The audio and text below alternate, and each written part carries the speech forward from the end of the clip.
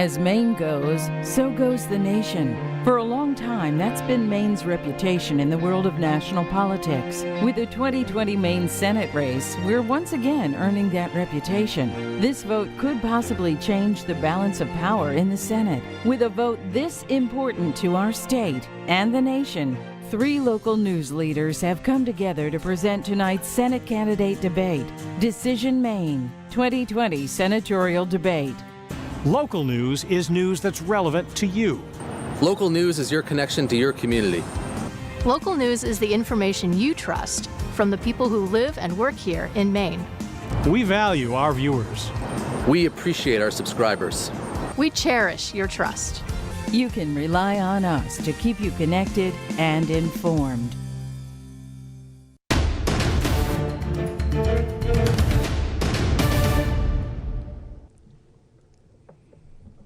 Good evening and welcome to our Decision Maine 2020 U.S. Senate Candidates Debate. I'm News Center Maine's Pat Callahan. In a unique partnership for the state of Maine tonight, we are working together with the Portland Press Herald and the Bangor Daily News to get you the answers you need to cast your ballot in the upcoming election. Coincidentally, this first meeting of the candidates in this Senate race falls on the 19th anniversary of the 9/11 terror attacks, a day when we remember the heroes and we honor the lives lost. It is also a day when Americans feel even more patriotic than they usually do, and part of our civic duty is to make informed choices on Election Day. We want to help you do that. So for the next hour, we're going to be asking questions of the 4 candidates for Maine's U.S. Senate seat. We'd like to introduce them to you now. The incumbent is Republican Susan Collins, seeking election to a 5th term. The Democrat is Speaker of the Maine House, Sarah Gideon. There are 2 independents, Max Lynn and Lisa Savage, who belongs to the Green Independent Party but is not running as a party candidate on the ballot. Now, there has been plenty of heat in this campaign so far. Our hope is to shed some light on a number of important issues. The first round of questions that I'll ask will be addressed to each candidate specifically. They will have 1 minute to respond. Subsequent rounds will address policy issues, also with 1 minute for the first answer, and we will be open to follow-ups and discussion.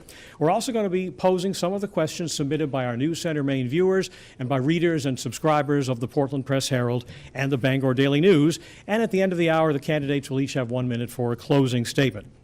So welcome all of you. Senator Collins, we're going to begin with you. We learned this week that President Trump knew in early February that the coronavirus is deadlier than the flu and that it is airborne, but he purposely downplayed the seriousness of that threat in public and just days later was holding one of his big rallies inside an arena in New Hampshire. Did the president fail in his responsibility to protect the health and safety of Americans? I believe that the president should have been straightforward with the American people. The American people can take hard facts, and he had an obligation as president to be straightforward with them and to tell all that he has known. I have said since the beginning that the president's performance has been uneven and that he should follow the advice of his excellent medical advisors.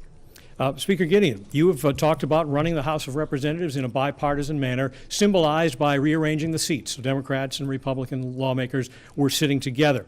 But when you polled members on coming back to address the coronavirus and other emergency measures, most Republicans didn't even respond. Have you really built a working relationship with Republicans in Augusta, something that you could do in Washington as well? Yeah, so thanks very much for that question. Good evening to all of you. Thanks for hosting us, and thank you, Mainers, for tuning in tonight. I think my record in Augusta speaks for itself, and bringing lawmakers together, Republicans, Democrats, and independents, is something I have worked hard to do and been successful at, even in the most challenging of times. Now, whether it was looking at health care, both protecting health care that existed under the ACA, but also expanding it, whether it's been tackling climate change, whether it's been bringing people together to combat the opioid crisis, but also to lift children out of poverty. I think my record speaks for itself, and I stand by it. All right, thank you. Max Lynn, Mainers really know very little about you. You've not held public office before. You've been a Democrat, you've been a Republican, now you're running as an independent. They do know you tried to get on the ballot 2 years ago and failed. There were some signatures that were deemed fraudulent. Should voters trust you to act with integrity if you're part of their congressional delegation? Well, that's an excellent question, and I can assure all the viewers that we're going to have a lot of fun tonight. And I'm sort of from the old school, and I was always taught by my mother and father that before I address anybody that I don't know, I always introduce myself. My name is Max Lynn. I've been a certified financial planner and international businessman for over 35 years. And I think we all know in our hearts that our politics needs something different. And tonight, two of my opponents, Sarah and Susan, have raised upwards of $100 million in dark money from Washington, D.C. to try to buy your vote. That's what I'm competing against, $100 million. So I know in order for me to win your vote and win here tonight, I've got to be way outside the box. I have to be that something different. So I want to share with our moderators and our viewers, a lot of times when our moderators ask me a question, I might put that question aside because I know I have to slay these giants, and it's not going to be easy. So I'm going to have to be outside the box. Mr. Lynn, we're going to move on. We got our timing lined up now. And that's my strategy tonight. That's my strategy. So be patient Mr. Lynn, with me. thank you. Appreciate that. Finally, Lisa Savage, you have been a frequent protester at Bath Iron Works over the years and have urged the yard to pivot away from building warships to focusing on clean energy manufacturing, for example. How realistic is that, and can you assure the people that work at Bath and the many people whose businesses depend on that yard that you're going to have their backs if you're part of our delegation? Thank you for the question, Pat. Thank you, Rachel and Mike, for being here, and thank you, candidates, and thank you, audience, listening in. That's a very good question. I do believe that a Green New Deal could send federal funding in the direction of our existing great Bath Iron Works shipyard to build something, solutions that would mitigate climate change. We're in a climate emergency now. We see the West Coast on fire. It just happened during the pandemic. The Bath Iron Works got some money under the Defense Production Act and made those machines that they use to make the COVID-19 testing swabs. They did it very quickly with reinvestment. I also know that economist research shows that building something else like a clean energy system or a light rail system would actually create 50% additional jobs with the same billion-dollar investment. So I think it's a win for climate and a win for jobs in Maine, and I think it could certainly be done as a Green New Deal. All right, thank you. Our next question is going to come from Rachel Ohm, who is an education and political reporter with the Portland Press-Herald. Thank you, Pat. The coronavirus pandemic has exposed the inadequacies in our healthcare system. How would you ensure that everyone who needs healthcare has access to it and can afford it? And we'll start with Speaker Gideon. Thank you, Rachel, for that question. You know, all of us know that even before this pandemic started, we saw Mainers making terrible choices every day about whether they were going to see a doctor or put food on the table. Nobody should have to make a choice like that, and everybody deserves access to health care they can afford. Now, I know once upon a time, Senator Collins agreed with that. In fact, in the beginning of her Senate career, she said it was one of her top priorities, and yet she was a key vote for the 2017 tax bill, which has enabled Republicans across the country to bring forward a lawsuit, even during a pandemic, that threatens to take away people's health care. Here in Maine, we had to pick up the pieces. In the legislature, we protected the core provisions of the ACA, ensuring that people with pre-existing conditions and seniors would be covered. In the Senate, this is what I'll continue to do. I think we need a public option available for people to buy Medicare if they want it, and we also need to increase how Medicare works, make it better, allow Medicare to be able to negotiate with drug companies for lower drug costs, and make sure people have the health insurance they need. Mr. Lynn? If you go ahead and repeat the question. Sure. How would you ensure that everyone who needs health care has access to it and can afford it? Right, and Rachel, that's an excellent question. But as I mentioned, I've got to be way outside the box tonight. I have to be different because I'm competing against $100 million. And so I'm going to put your question aside, and I have a bombshell to announce tonight. You know, right now... I would ask that you stick with the question. Request denied. What I'd like to say is the eyes and ears and the voices of the people, we represent nature and the wilderness. And that brings me to the CMP corridor. How many people, up to 80,000 Let me interrupt for a second, people, Mr. Lynn. Yep. Do you have any interest in health care? That's the round yes, we're I do. talking about. And I'm then I gonna think answer let's all- talk about that, and we can talk about other things later. Request denied again. and I appreciate that. And these moderators are such great moderators, and I apologize because I know you're all doing your job as best as possible. But please realize, well, I haven't started my time. I'm addressing this, and you're already flashing me. Well, that was the time allotted, and that's how you it was don't, used. okay, well then, let me ask for clarity. I'm competing against $100 million here. Okay, they're the front runners. In order for me to be the U.S. Senate candidate, I have to be out of the box tonight. And we need to know where you stand on the issues as well. And I've got to be different. All right, Mr. Lynn, thank you. As a moderator, I want the question, but I don't want to be judged on my answer, because the only people judging my answer are the Maine We're moving on to voters Ms. on Savage now November to talk 3rd. about- Max, So now I'm you're taking my time. Yeah, well, I you're request cutting that you into don't Lisa interrupt me, Savage's because I'm time. already fighting against the $100 million. I don't want to fight the moderators all night. And part of my strategy is to be outside the box. All right, let's hear from Ms. Savage, please, on the health care question. Certainly, thank you. As a school teacher in Central Maine for 25 years, even before the pandemic hit and we moved into a public health emergency, I saw the families around me struggling to get adequate health care. Many of the children had health care, but the adults in the family did not, and nobody had adequate dental care. That is not fair. That should not be the case in the wealthiest nation in the world. I stand for Medicare for all, single-payer, universal health care, which should be expanded to cover everyone who's not covered now, and it should be improved to cover dental and mental health and vision and hearing that aren't covered now. I think that the majority of people in the United States agree. I know that the majority of people in Maine agree, and I do know that under ranked choice voting, it's safe for, if voters in Maine agree with me that we need Medicare for all, they can rank me first without any fear of spoiling the election, and they can show with that vote that they want Medicare for all too. Senator Collins. There are three key factors when it comes to health care. First of all, we need transparency in pricing. You should know what the medical procedure is going to cost before you have it. Second, we need to ensure access.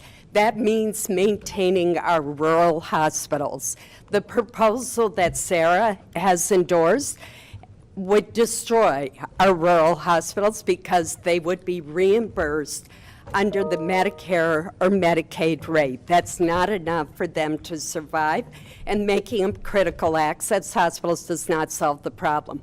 We need to make it more affordable. There is a huge difference between Sarah and me on the issue of the individual mandate. She supports this tax, which falls 80% of those who pay the tax for not having insurance that they can't afford make under $50,000 a year.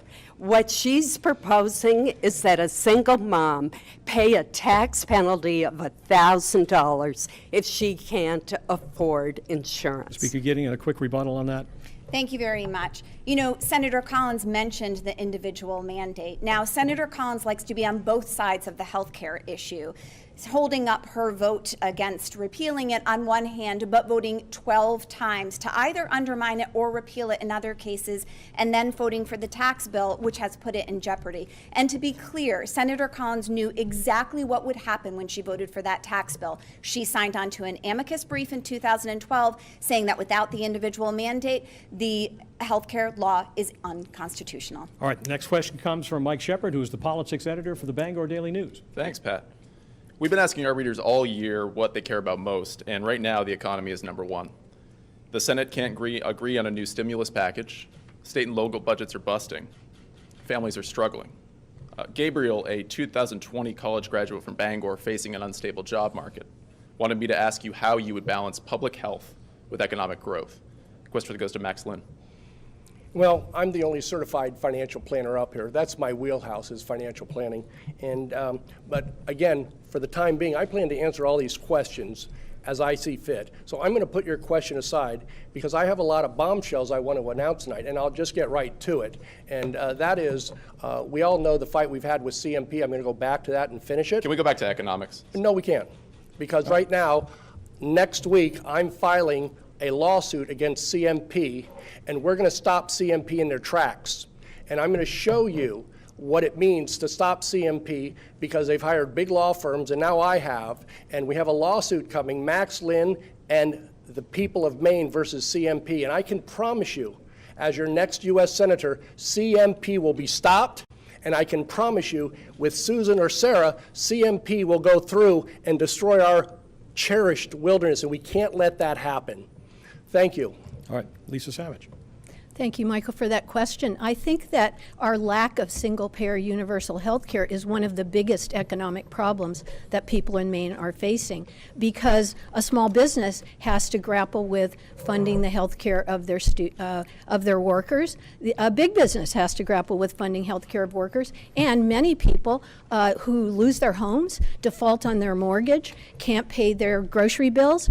It's because there was an illness in the family, and even though they had health insurance, the cost became catastrophic. That is not fair. I stand for Medicare for all, and I believe that Medicare for all would solve many of our economic problems here in this country. We are the only wealthy country that does not have universal single-payer health care. In fact, many non-wealthy countries have universal single-payer health care. Many of them got it after World War II. It is far past time for us to do that. And under ranked choice voting, if Maine voters agree with me, they can vote for me to show that they agree that we need Medicare for all yesterday, especially in an economic crisis. Senator Collins. Small businesses are the key to jobs in the state of Maine. And my family has owned and operated a small business in northern Maine for 176 years. 176 years.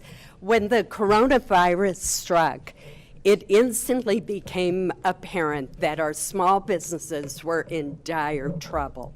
I co-authored the Paycheck Protection Program to help our small businesses stay afloat and provide jobs for their employees.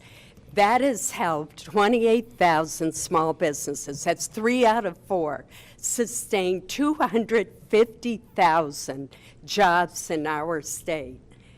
It's also brought $2.3 billion to our state in forgivable loans, as long as the majority of the money is used on paychecks. That was the whole theory behind this, and it's been enormously successful. And Speaker Gideon. Thank you. Gabriel, I want to start by thanking you for that question. It's an incredibly important one. It was before COVID-19, and now I think the issues are even more acute for us. So first of all, I think there are a number of things that we have to focus on. We need to make sure that we are building the digital infrastructure in this state that allows businesses to grow and to scale up and allows people like you to work here. Now, I also think we need stronger job training and education programs, and we need to directly address how high the cost of higher education is to four-year and technical education. Now, there's another problem, and that is COVID.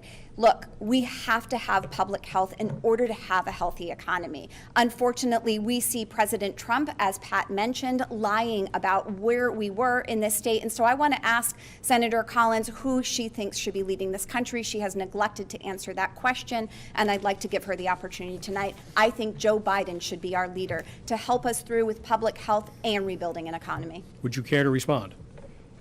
Well, Pat, let me say this. I don't think that the people of Maine need my advice on whom to support for president. Last week, I was on a bus tour all over the state of Maine. Not a single person asked me who should be our next president. What they did say was how grateful they were for the Paycheck Protection Program that I wrote because it preserved their job or their small business. They talked about the cost of health care. They talked about the work that I had done to bring transportation money to the state of Maine. Those are the issues that people care about. Thank you, Senator. As we mentioned, we have a number of questions from voters in Maine. This comes from a Bangor Daily News subscriber in Clifton. His name is Martin, and he asks, how would you address our environmental and sustainability issues in a way that builds bridges between political views? And seems appropriate. It goes to Lisa Savage first. Thank you for the question. Well, I do think that we need a public transportation system here in Maine to get people out of their cars. That would be a huge win for climate. We have public transportation very locally in some of the cities, but we could have a light rail system that would, provide public transportation between areas in Maine, and I think that would help a lot. We also need to stop building things that drive climate change and instead turn our capacity to building things that will mitigate the effects of climate change. I stand for a Green New Deal. That is a comprehensive plan that not only includes converting our industrial capacity, but also regenerative agriculture, which is a growth area for Maine. Our farmers are younger than most states, and it also would include consumer-owned and operated utilities such as broadband internet, water systems, and electricity. I also oppose the CMP corridor, and I think that multinational corporations outside of Maine should not be making decisions about Maine's electric grid. Thank you. Senator Collins. I think an issue that can bring us together is energy storage.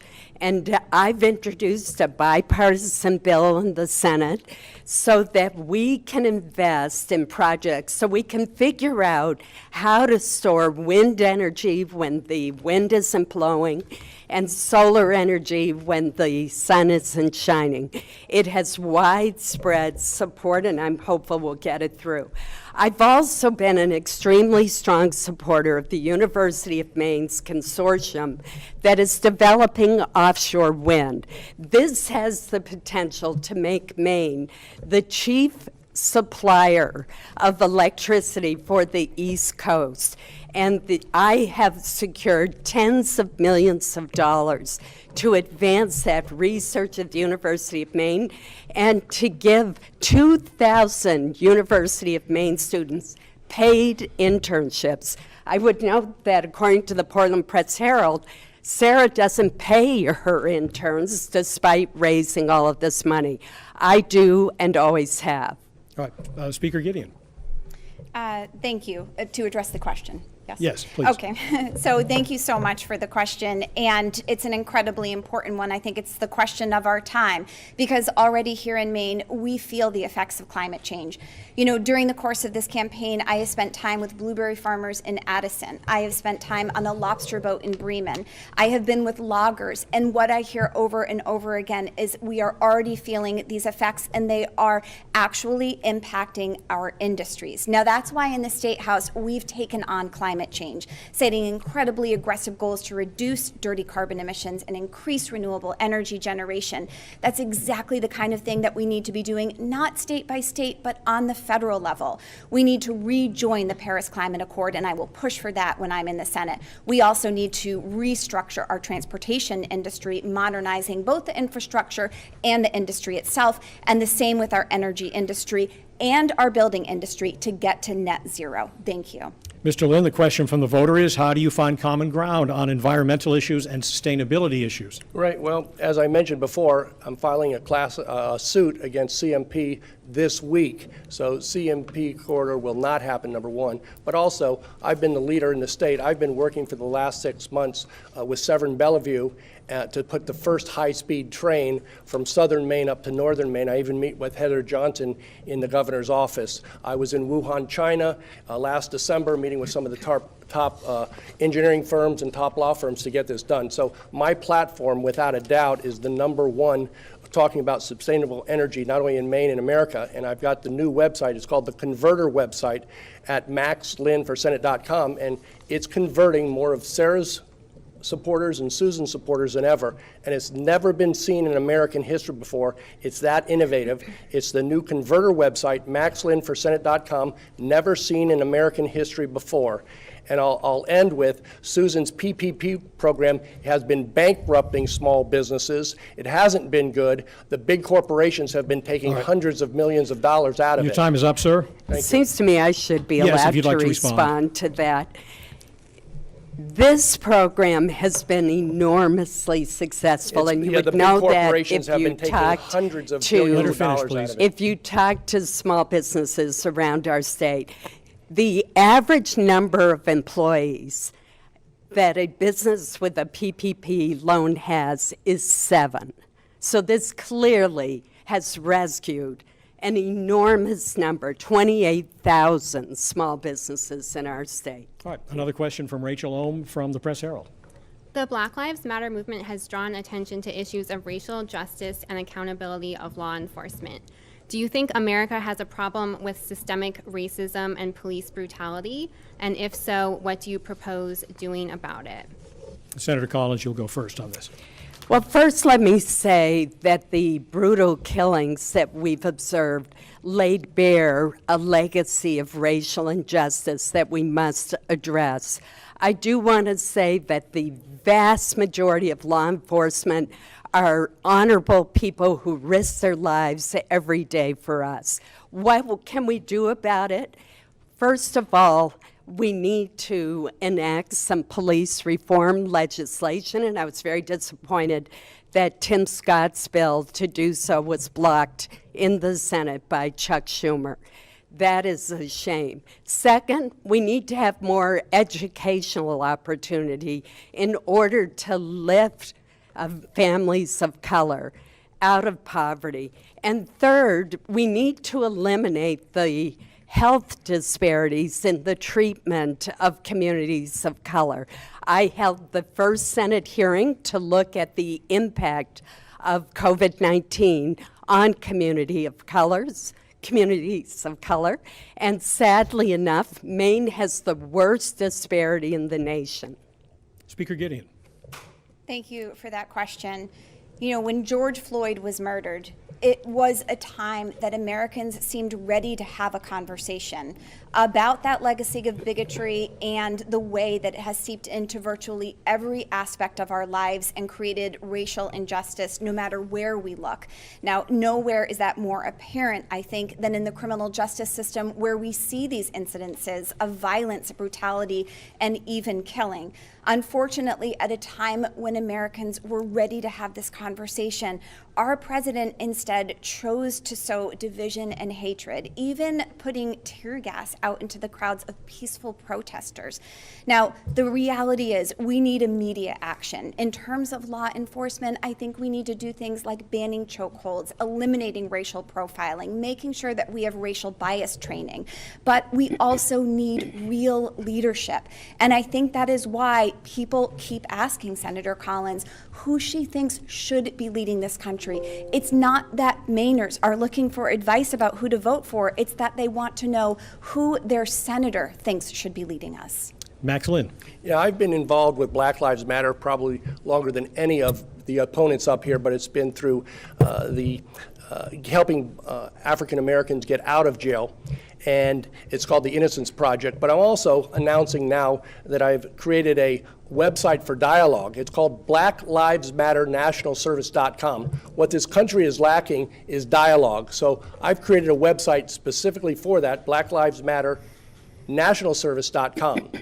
And this is a serious problem, but we don't want to defund our police.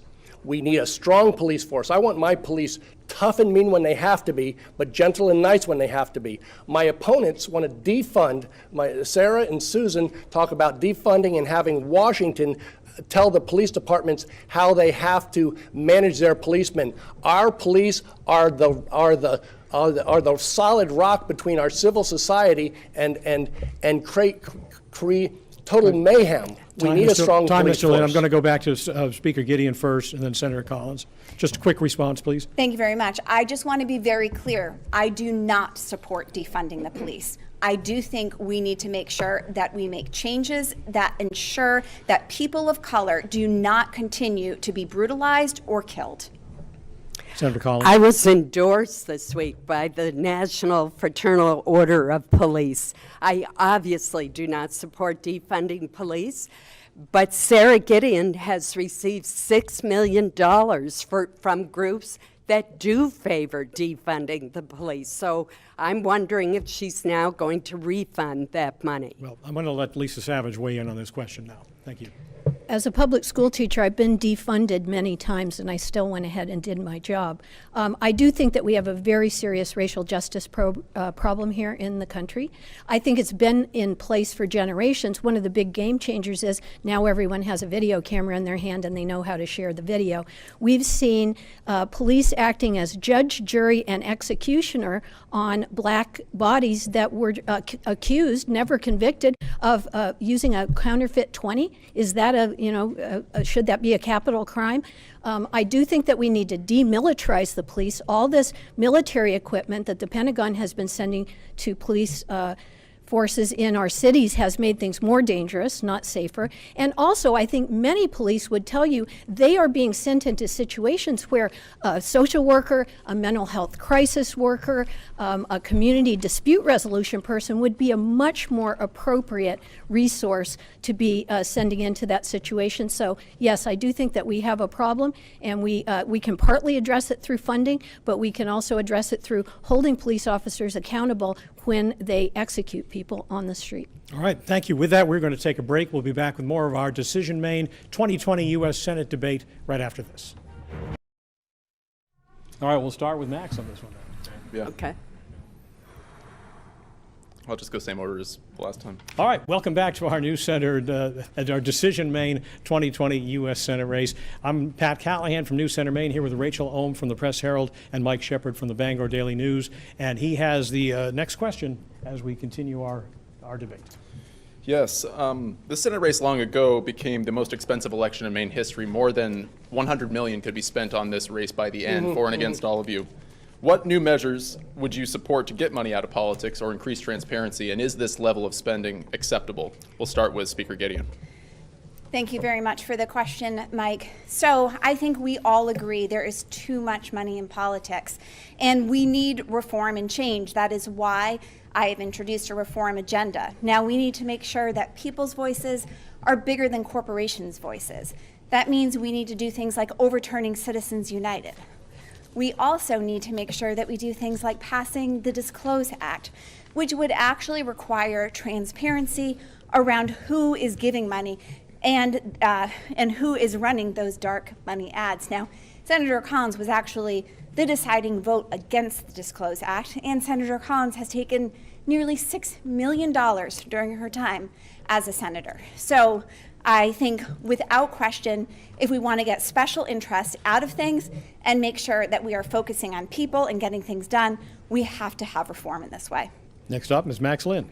Yeah, that's an excellent question, which I will answer because my two opponents have raised upwards of $100 million in dark money from Washington, It's about $40 million DC. for the candidates. It may be $100 million by the end. Yeah, just to by be the clear. end they may just raise to be clear. $100 million, and that's right up my line because I've created a new website never seen in American politics before.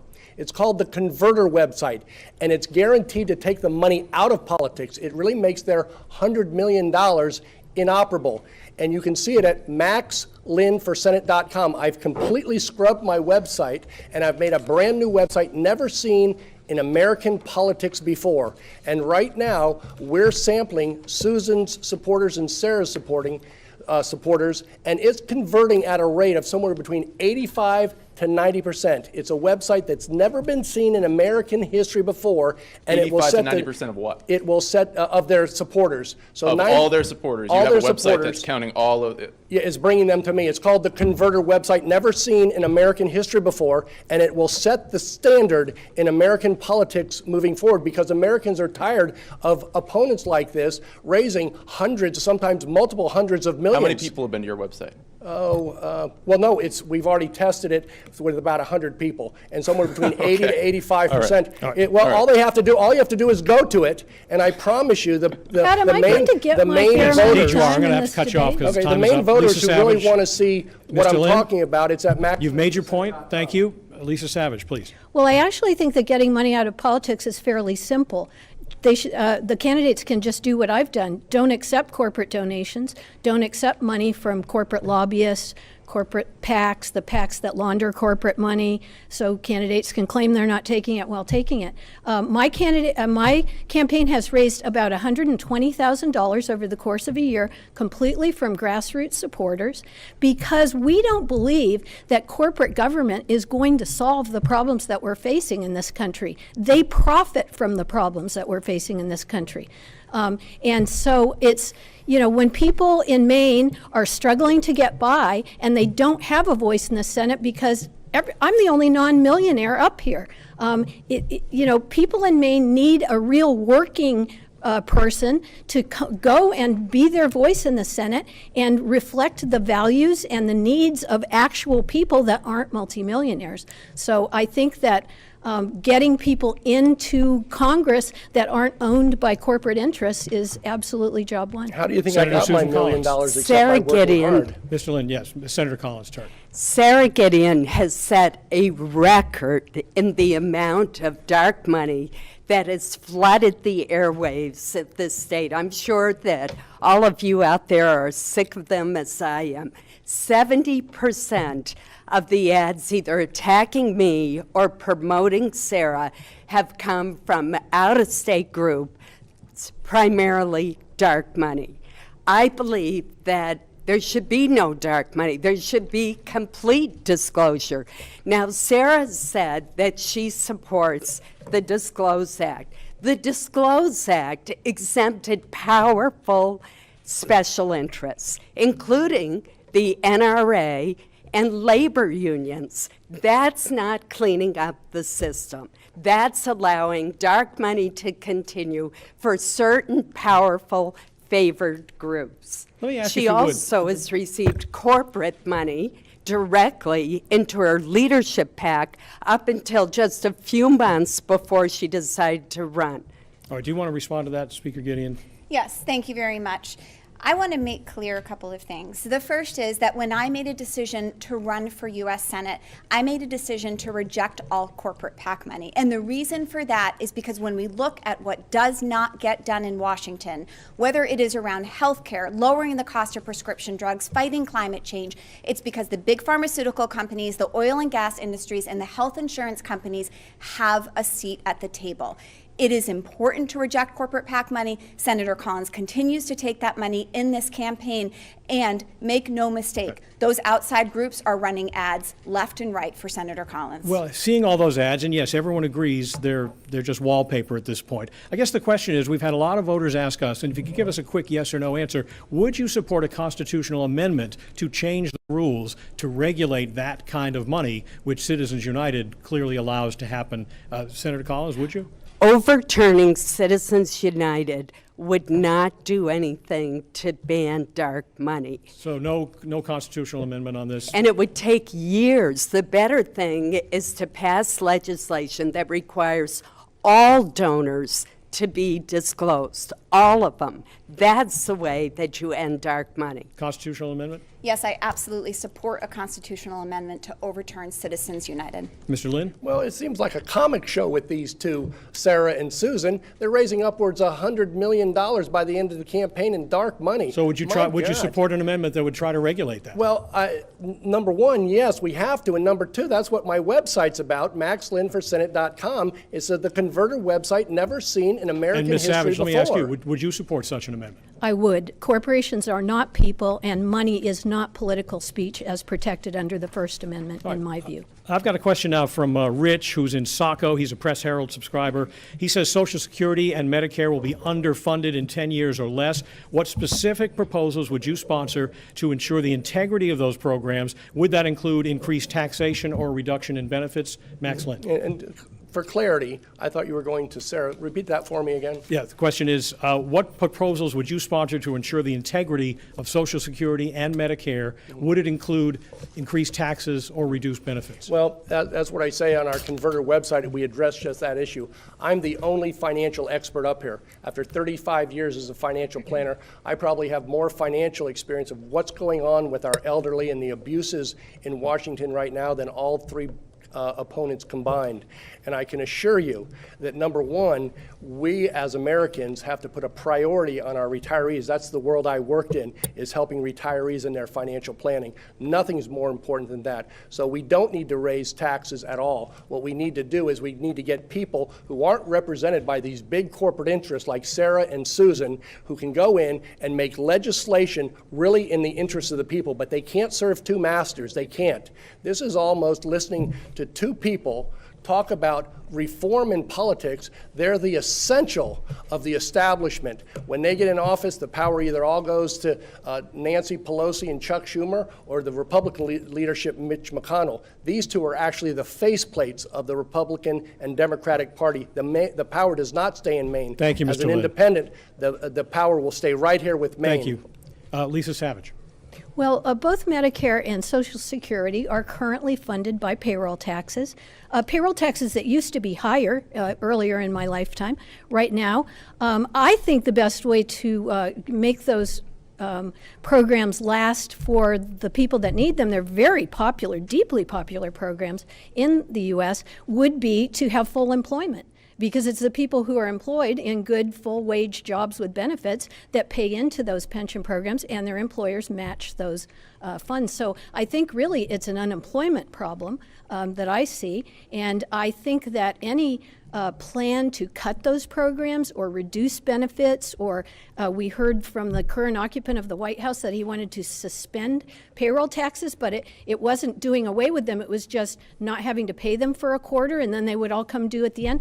I think those are all ideas that are really striking at some, people. I used to work with an ed tech who said, if it weren't for Social Security, my dad died when I was young, my mother would not have been able to bring us up. And those kind of stories abound. Social Security isn't just for retirees. It's a very important program that people depend on. Senator Collins.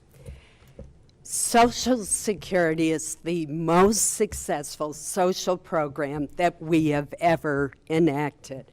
I agree with Lisa on that. It's made the difference between poverty and a reasonable standard of living for so many people, particularly in our state.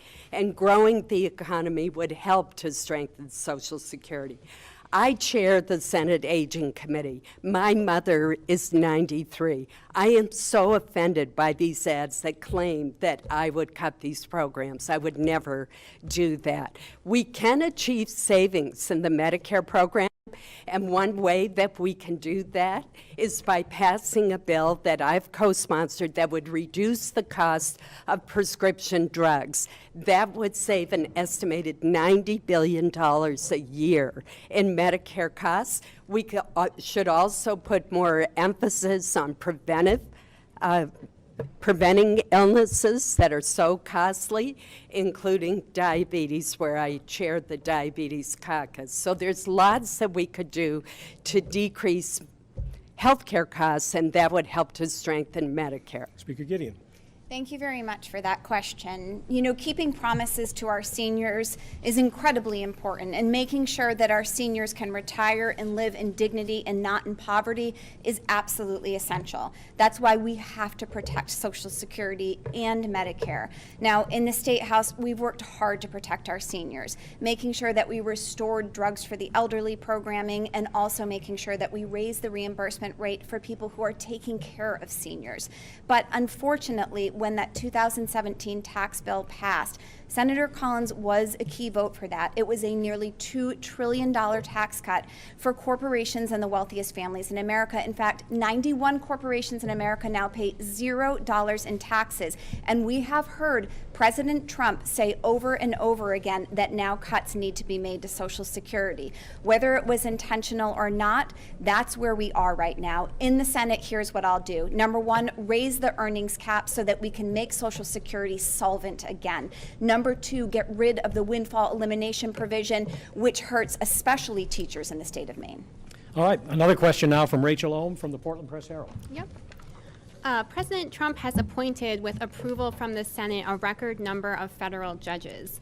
Reproductive rights groups have voiced concern that some of these appointees, such as Supreme Court Justice Brett Kavanaugh, will make decisions that undermine access to health care and legal abortion. Do you share this concern, and do you think changes are needed to the judicial confirmation process? I'll start with Lisa Savage. Okay, Lisa, yeah. Thank you for that question. It does seem that judicial appointments have become much more politicized in recent years. I don't actually favor a litmus test for judicial appointments. I would look not only at the record of a judge in terms of the rulings that they had made, but also at issues of character. Part of the design of our system of government was that the judiciary would be a check on the executive and the legislative branches and would be able to exercise independent thought and not hew to the literal meaning of the Constitution as written, but take into account the fact that society has changed, technology has evolved, and things may be different. I also feel that sticking too closely to precedent is not necessarily a great thing. Things change. Sometimes past decisions that were made judicially were not good decisions. They were racist. They reflected white supremacy, and they need to be overturned. So those are my views on how I would look at judicial appointments. Thank you, Ms. Savage. Senator Collins. I agree with Lisa that the judicial appointment process has become far too political. A perfect example of that is members of the Senate announcing their opposition to President Trump's nominees before the nominees' names were known. That is not what senators are supposed to do. I have applied exactly the same standards to all the judicial appointments that I've been called to vote upon. In the Supreme Court, I supported two of President his two appointees, because they were qualified, they were experienced, they had integrity. They would adhere to the rule of law and to the Constitution. I applied that exact same standard to President Bush's appointees and to President Trump's appointees. And as a result, I've been, as even the newspapers have said, remarkably consistent in the approach that I have taken. Speaker Gideon. Thank you. This is an incredibly important subject because who is in the judiciary will have an impact on us for generations to come, especially when we think about those lifetime appointments. Now, the reality is, as has already been said by others up here, that the judiciary is a separate but equal branch of government, and an independent functioning judiciary is so important. Unfortunately, what we have seen over the past 4 years is a concerted effort to change the face of the judiciary.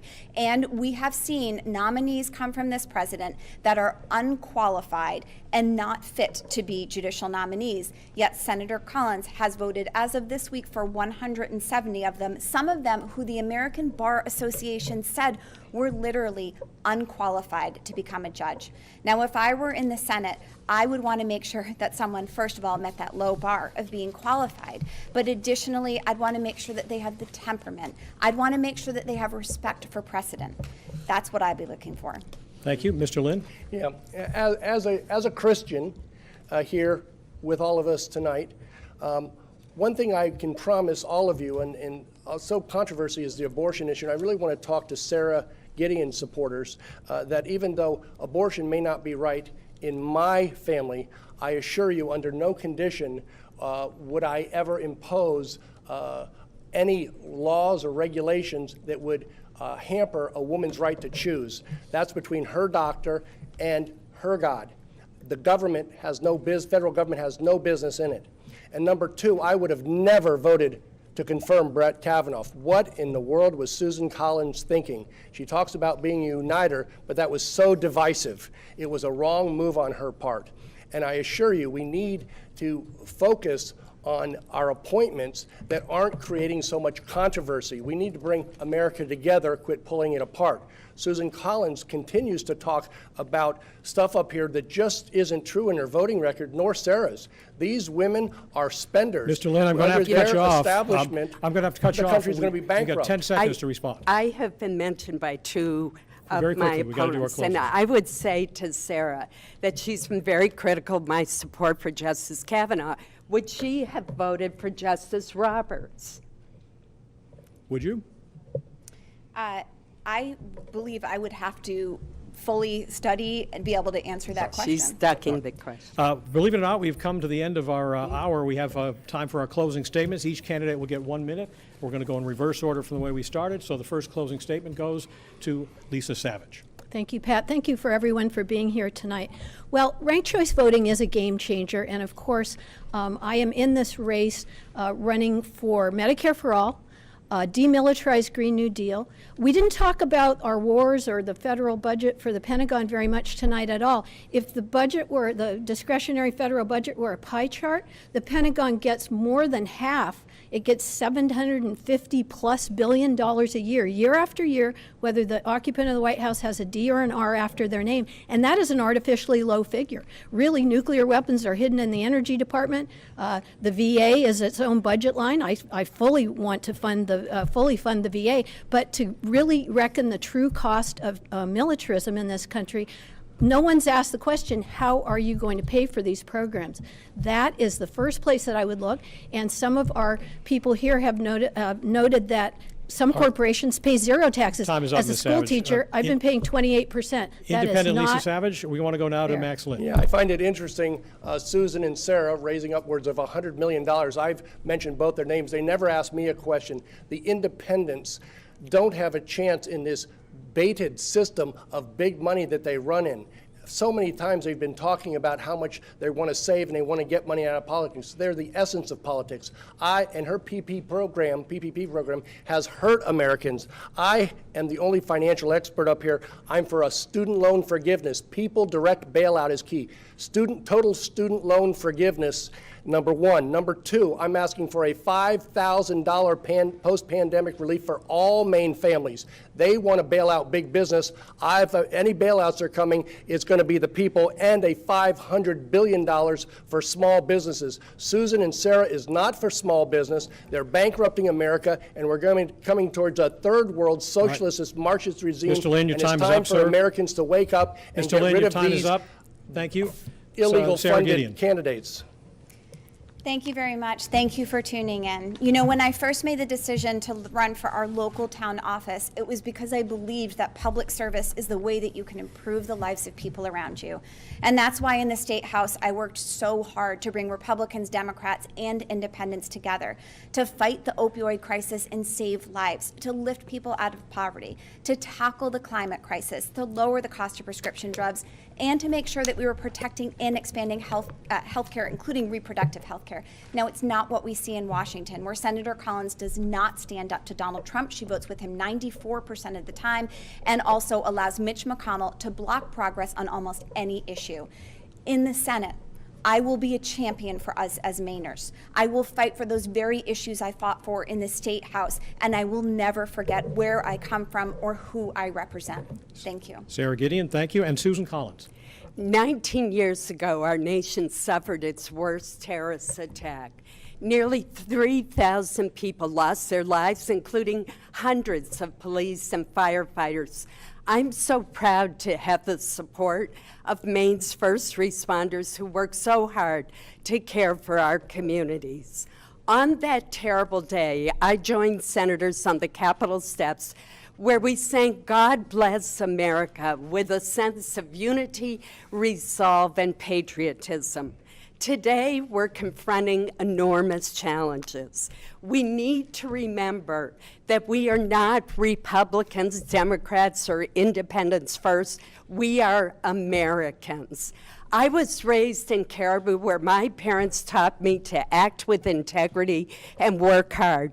Those are the values that have guided me as I've served you in the United States Senate.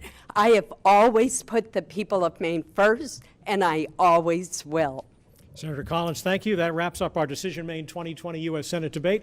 Our thanks to the candidates, our thanks to our colleagues at the Bangor Daily News and the Portland Press Herald, and all of us here at News Center Maine. Thank you for watching. Have a good night, everyone.